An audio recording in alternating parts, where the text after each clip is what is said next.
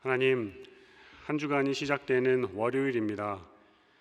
월요일 새벽 만물을 새롭게 하시는 주님의 영이 우리 안에 충만케 되기를 기도합니다. 독수리가 날개치며 올라감같이 다름박질하여도 곤비치 않고 걸어가도 피곤치 않은 한 주간이 되기를 간구합니다. 주님과 같이 생각하고 주님과 같이 걸어가고 주님과 같이 행동할 때 우리의 연약함을 아시는 주님께서 새 힘과 새 능력으로 채워주시기를 소망합니다. 이번 한 주 동안 만나게 될 모든 상황 속에서 지혜롭게 대처할 수 있도록 지혜 주시고 우리의 발걸음을 옳은 길로 인도하여 주옵소서. 또한 지금은 2024년의 마지막 달입니다. 지나온 11개월의 시간 동안 함께하여 주신 하나님의 은혜에 감사드리며 남은 한 달의 시간도 주님의 뜻 안에서 잘 마무리할 수 있게 하여 주옵소서. 지나온 시간 속에서 우리를 지키시고 보호하여 주신 은혜에 감사드립니다. 때로는 힘들고 어려운 순간도 있었지만 모든 것이 주님의 은혜였음을 고백합니다. 남은 12월 한 달의 시간을 통해서 우리의 삶 속에서 주님 역사하심을 계속 경험하며 새해를 준비하는 마음으로 영적인 결산 내리고 새로운 비전 발견하는 복된 시간 되게 하여 주옵소서. 그리고 우리에게 대림절의 시간을 허락하여 주셔서 감사드립니다. 우리의 구원자여 소망 되신 예수님을 기다리는 이 거룩한 절기에 우리의 몸과 마음을 영혼을 새롭게 하여 주옵소서. 세상의 어둠 속에서 참 빛으로 오신 예수님 바라보며 우리도 주님의 빛을 발하여 세상을 따뜻하고 밝게 하는 도구가 되기를 원합니다. 대림절의 묵상 가운데 주님의 은혜를 깊이 체험하게 하시고 구원의 감격을 새롭게 하는 시간 되게 하여 주옵소서. 우리의 영적인 감각이 조금 더 새로워지고 예수님 오심의 의미를 조금 더 깊이 있게 깨닫게 되기를 원합니다. 이 땅의 그리스도인들을 위하여 기도합니다. 그리스도인들이 주님 증거하는 청지기 된 역할 잘 감당할 수 있도록 인도하여 주옵소서. 우리들에게 허락하신 복을 세어보며 그것을 주님의 나라를 위해 조금이라도 사용하기 원하는 거룩한 마음을 허락하여 주옵소서. 물질의 11조뿐만 아니라 시간의 11조까지 주님 위해 드릴 수 있게 하시고 각자에게 주신 복이 있는데 이것이 나와 내 가족만을 위한 것이 아님을 깨닫게 하여 주옵소서. 하나님 나라의 청지기로서 어떻게 이 자원들을 사용해야 할지 고민하는 가운데 우리에게 맡겨주신 모든 것들이 주님의 것임을 고백하며 허락하신 재물과 권력과 지위와 영향력을 주님 뜻대로 사용케 하여 주옵소서. 우리의 모습을 보고 주변 사람들과 자녀들이 하나님 앞에서 정직하고 겸손한 믿음의 사람 되고자 하는 거룩한 열망을 품게 하여 주옵소서. 이 땅에 예수님 믿는 사람들이 세상의 성공 기준이 아니라 하나님 나라의 가치관으로 살아가는 것이 무엇인지 증거함으로 주님께 영광 올려드리기 원합니다. 경쟁과 성과 중심의 문화 속에서 하나님의 자녀로서의 정체성 잃지 않게 하시고 우리의 모습이 다른 이들의 성공과 발전을 돕는 디딤돌 되게 하여 주옵소서. 이것이 우리 모든 믿는 이의 기본이 되게 하시고 가정마다 이어지는 믿음의 가풍이 되게 하여 주옵소서. 이 시간 가정과 직장 그리고 학교 등 다방면으로 살아가는 이들을 위하여 기도합니다. 하는 일에 무게에 눌려서 하루를 살아야 하는 무게감 때문에 두 어깨가 무거운 모습으로 처져서 살아가지 않게 하시고 주님 늘 함께하여 주셔서 믿음으로 승리하는 이들 되게 하여 주옵소서. 미래를 바라보며 무엇을 준비해야 하는지 어떻게 살아가야 하는지 걱정과 염려를 다 주께 맡길 수 있는 용기 또한 허락하여 주옵소서. 주님께서 항상 구름 기둥과 불 기둥으로 인도하여 주시기를 간구합니다. 이제 하나님의 말씀을 듣습니다. 열왕기서를 통하여서 왕들의 역사를 통하여서 우리가 무엇을 보고 배워야 하는지 하나님 중심으로 살아가는 것이 무슨 의미와 가치가 있는지 묵상하기를 원합니다. 주님 말씀하여 주옵소서. 하나님 말씀을 늘 가까이 하며 살아가는 우리 모두가 되기를 원하며 예수님의 이름으로 기도드립니다. 아멘. 오늘 하나님께서 우리에게 허락하신 말씀은 열왕기상 1장 1절부터 10절까지의 말씀입니다.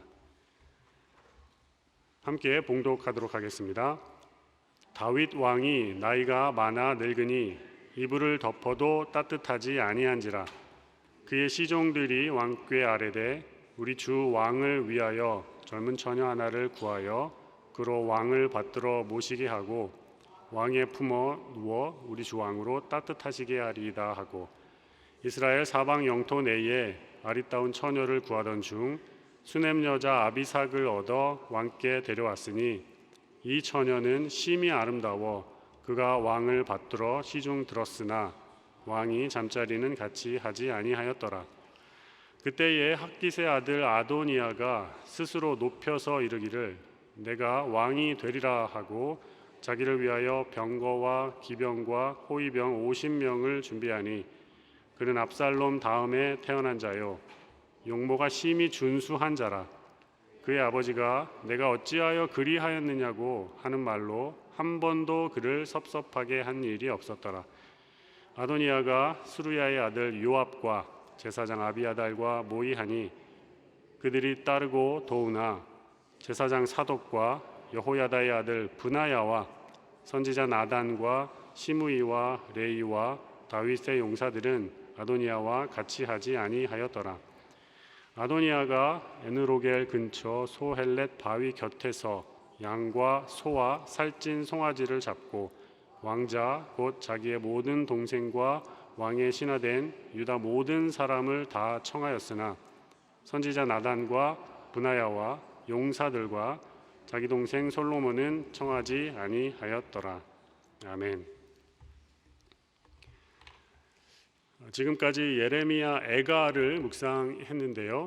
12월부터 월요일과 토요일 새벽 기도 시간에 열왕기상을 묵상합니다. 열왕기서는 역사서입니다. 역사 이야기에는 시작이 있습니다. 새로운 역사의 시작에는 나름대로의 서사가 있고 신화 같은 것이 존재합니다. 무언가 예사롭지 않은 탄생의 이야기들이 있습니다.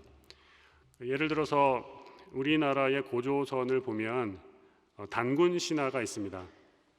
환웅이 하늘에서 내려와서 웅녀와 결혼하여 단군을 낳으니 고조선의 시작이라, 이런 이야기가 있습니다.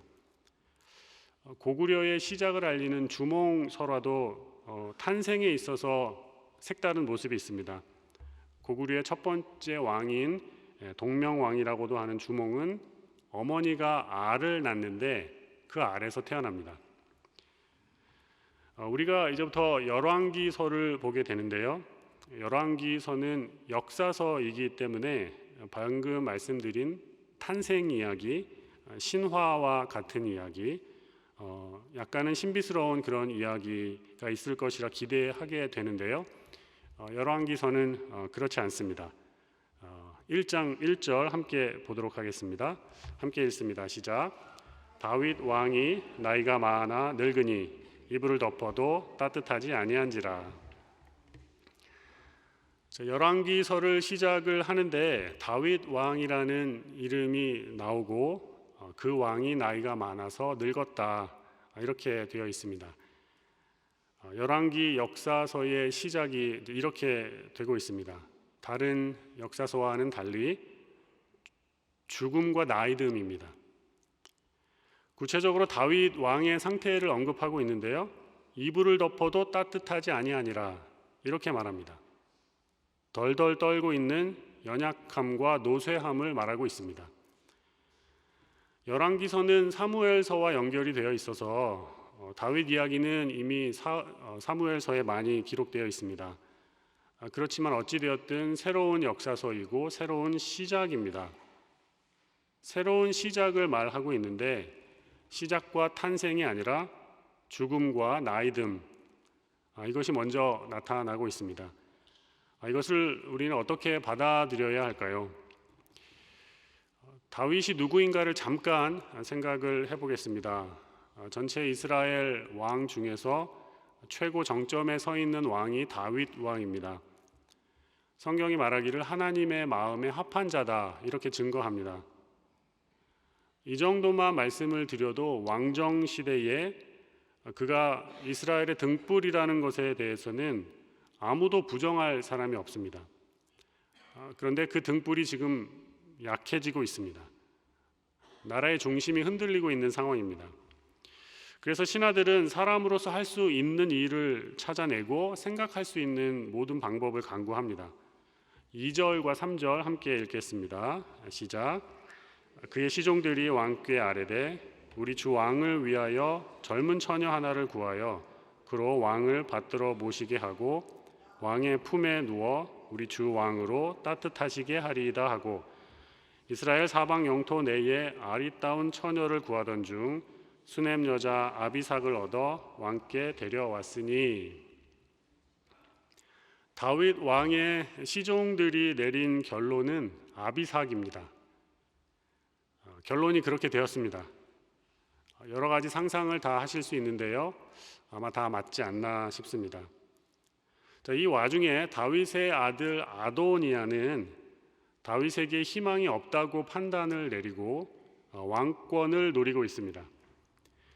여러 가지 치밀한 계획을 세우고 다음 단계에서의 우위를 선점하려고 하고 있습니다. 그에게 다가와서 도움을 주는 사람들도 있는데요, 한 자리를 차지하려고 하는 것 같습니다. 사람과 사람 사이에서 볼 수 있는 온갖 좋지 않은 것들, 욕심과 간교함과 권모술수 같은 것들이 궁중에서의 암투가 나타나고 있습니다. 이때 이스라엘 최고 정점에 서 있는 다윗은 움직이지 않습니다. 움직일 수가 없습니다. 아직 죽지 않았고 귀는 열려 있으니 시끄러운 소리들이 들렸을 겁니다. 사람은 죽음에 임박해도 심지어 혼수 상태나 식물인간 상태에 있어도 들을 수 있다고 하죠. 들었을 겁니다. 그런데 다윗의 상태를 보십시오. 노쇠하고 연약하기 때문에 힘이 떨어져 있습니다. 무기력합니다. 이불을 덮고 있는데 너무 추워서 덜덜덜덜 떨고 있다고 합니다. 반면에 그의 아들 아도니아는 힘있게 움직이고 있습니다.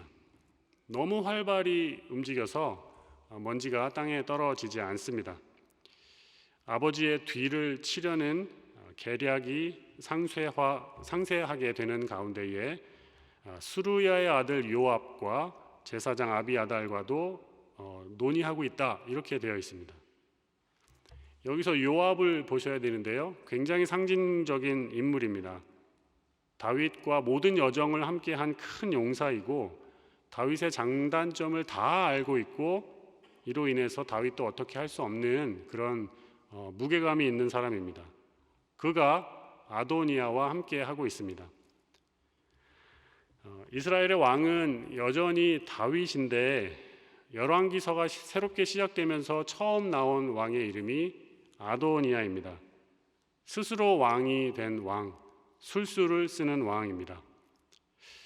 그래서 얼마 지나지 않아서 그의 계획은 아침 이슬과 같이 사라지고 맙니다. 생각해 봐야 할 것은요, 세상에서의 일반적인 역사는 왕들의 업적을 이야기를 합니다. 눈에 보이는 숫자를 중요하게 여기고요, 잘한 것, 승리한 것, 정치적으로 경제적으로 두각을 나타낸 것을 말합니다. 승리한 사람의 모습으로 승자 위주로 역사가 기록이 됩니다. 그런데 이제 열왕기서를 보시면 왕들의 관점에서 승리한 사람의 관점에서 기록되어 있지 않습니다. 열왕기서는 하나님 말씀에 순종했는가, 순종하지 않았는가, 이것이 판단 기준이고 이것이 왕들의 역사를 기록하고 있는 열왕기서, 역사서의 렌즈입니다. 그래서 우리가 결론을 내릴 수 있습니다. 아도니아처럼 살 것이 아니라는 겁니다. 인간이 스스로 만들어낸 그런 왕 아니라는 거죠. 내가 왕이다 이렇게 주장하고 남을 짓밟고 올라가는 그런 왕은 아니라는 겁니다. 이렇게 하면 안 됩니다. 왜냐하면 열왕기서 이 역사서는 그렇게 하는 것을 하나님께서 기뻐하시지 않습니다. 대신에 노쇠하고 늙은 다윗, 이불을 덮었으나 덜덜 떨고 있는 그 다윗이라고 이야기를 하는 것 같습니다. 다윗 왕의 계보를 따라서 여전히 노쇠한 다윗 위주로 역사가 흘러가려고 합니다. 언약의 약속을 기억하신 하나님, 하나님의 손길이 다윗을 통하여 진행이 됩니다. 다윗을 기억하고 계시는 하나님, 하나님의 신실하심에 따라서 나이 들어 힘없고 연약한 그 다윗을 하나님 기억하십니다. 그런데 우리의 약점이 무엇인가 하면 다윗의 노쇠함이 아니라 아도니아의 활발함과 행동력과 실행력을 봅니다. 가짜인데 눈에 보이는 것이 너무 확연하기 때문에 그가 가짜여도 그에게 집중을 합니다. 우리는 너무 많이 속아요. 세상에서 왕처럼 보이는 사람들, 왕이라 주장하는 사람들을 보며 그가 왕이다 이렇게 동조를 하는 것 같습니다. 아도니아가 가지고 있는 이름의 뜻 또한 굉장합니다. 나의 주님은 여호와이시다. 이런 뜻이에요. 이름 자체가 그러합니다. 그러니까 사람들이 혹합니다. 주님은 나의 여호와이십니다. 그런데 그 이름이 그러하다고 하더라도 그의 삶을 봐야 하고 그의 실제를 볼 줄 알아야 합니다. 자, 5절 말씀 함께 읽도록 하겠습니다. 5절입니다. 시작. 그때에 학기스의 아들 아도니아가 스스로 높여서 이르기를 내가 왕이 되리라 하고 자기를 위하여 병거와 기병과 호위병 50명을 준비하니, 스스로 왕이라고 자신을 높이는 사람에게 심지어 요압까지 함께하고 그의 이름이 나의 주님은 여호와이시다 말하지만 열매로 나타나는 것이 무엇이냐 봤더니 50명입니다. 병거와 기병과 호위병 50명입니다. 이래 가지고는 왕이 될 수가 없습니다. 50명입니다. 조금 더 아도니아를 살펴보면 다윗에게서 압살롬 다음에 태어난 사람이 이제 아도니아인데요. 압살롬이 다윗의 셋째니까 아도니아는 넷째가 되겠습니다.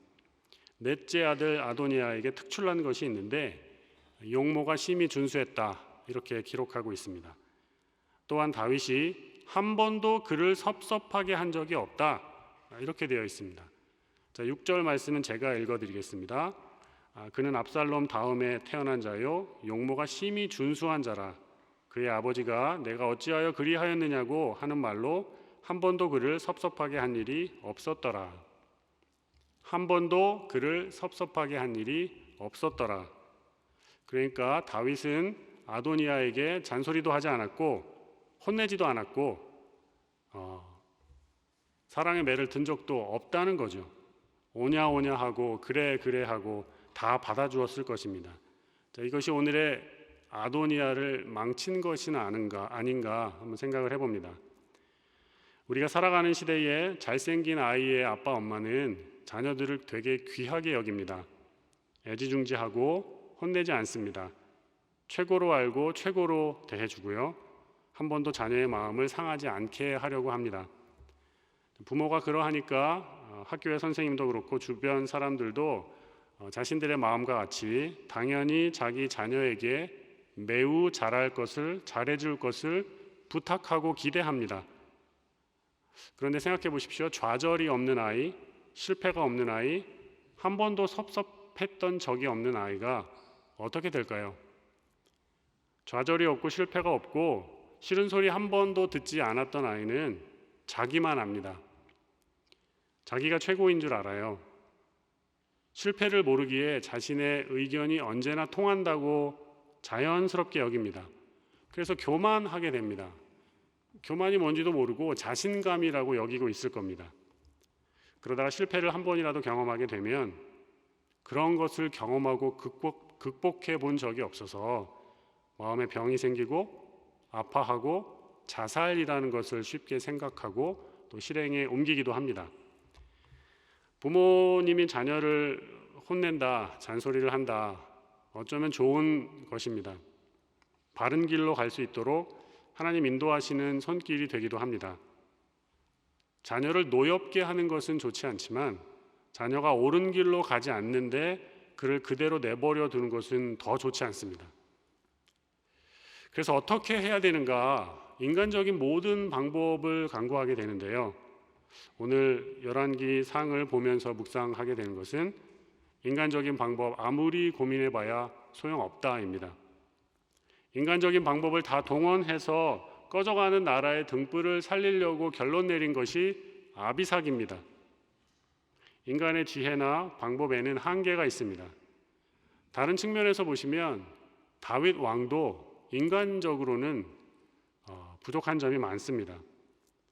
첫째 아들 암논이 있는데 누이 다말을 폭행을 했죠. 그래서 셋째인 압살롬이 첫째인 형을 죽였습니다. 그리고 그 셋째는 아버지를 반역하고 아버지도 죽이려고 했습니다.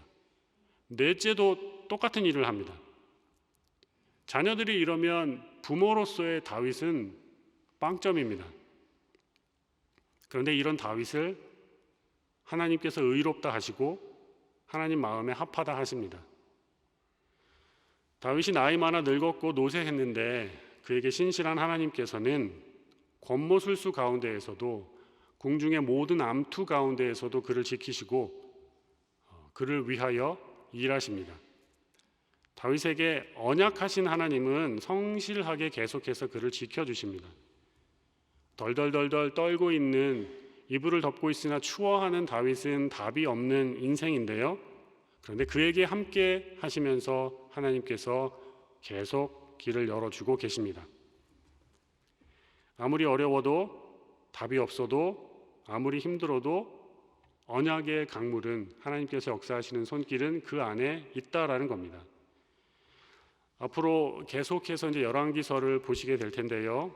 왕들의 기록을 보시면서 주목하여서 묵상하시기 바랍니다. 하나님께서 하시는 이야기입니다. 하나님께서 왕들을 이끌어 가시는 이야기이고 왕들이 하나님을 얼마나 잘 섬겼는가 그렇지 못했는가 얼마나 하나님과 동행하려고 했는가 이것이 전체 이야기를 끌어가는 힘 있는 물줄기라고 할 수 있겠습니다. 우리 인생에 어쩌면 매우 힘든 일이 일어나고 있을지도 모르겠습니다. 특별한 방법, 인간적인 도움이 있어야 한다고 막연한 것을 기다릴 수도 있겠습니다. 보조도구라고 할까요? 어느 누군가의 확실한 도움이 있어야 지금 이 상황을 넘어갈 수 있다라고 느낄 수도 있습니다. 숨 쉬는 것조차 어려울 정도의 버거울 정도의 무게가 느껴지고 내 몸에 모든 진액이 다 빠져나가는 것 같은 안타까운 그런 무기력함이 있을 수도 있겠습니다.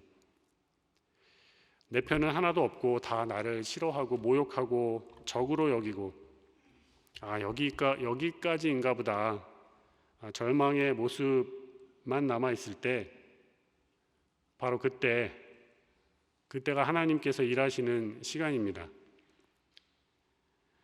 시편 46편 10절과 11절의 말씀을 읽어드리고 마치도록 하겠습니다. 46편 10절 11절인데요. 제가 읽어드리겠습니다. 이르시기를 너희는 가만히 있어 내가 하나님 됨을 알지어다. 내가 문나라 중에서 높임을 받으리라. 내가 세계 중에서 높임을 받으리라 하시도다. 만군의 여호와께서 우리와 함께 하시니 야곱의 하나님은 우리의 피난처시리로다. 아멘. 아무것도 할 수 없는 것 같은 인생의 순간을 만약에 마주하신다면 오늘 시편의 마지막 말씀 제가 드리는 말씀요. 너희는 가만히 있어 내가 하나님 됨을 알지어다. 우리 인생 속에서 하나님께서 일하시는 시간임을 믿고 그 확신 안에 거하며 평안을 누리실 수 있는 모든 분들 되시기를 바랍니다. 함께 기도하겠습니다. 하늘에 계신 우리 아버지, 아버지의 이름을 거룩하게 하시며 아버지의 나라가 오게 하시며 아버지의 뜻이 하늘에서와 같이 땅에서도 이루어지게 하소서. 오늘 우리에게 일용할 양식을 주시고 우리가 우리에게 잘못한 사람을 용서하여 준 것 같이 우리 죄를 용서하여 주시고 우리를 시험에 빠지지 않게 하시고 악에서 구하소서. 나라와 권능과 영광이 영원히 아버지의 것입니다. 아멘.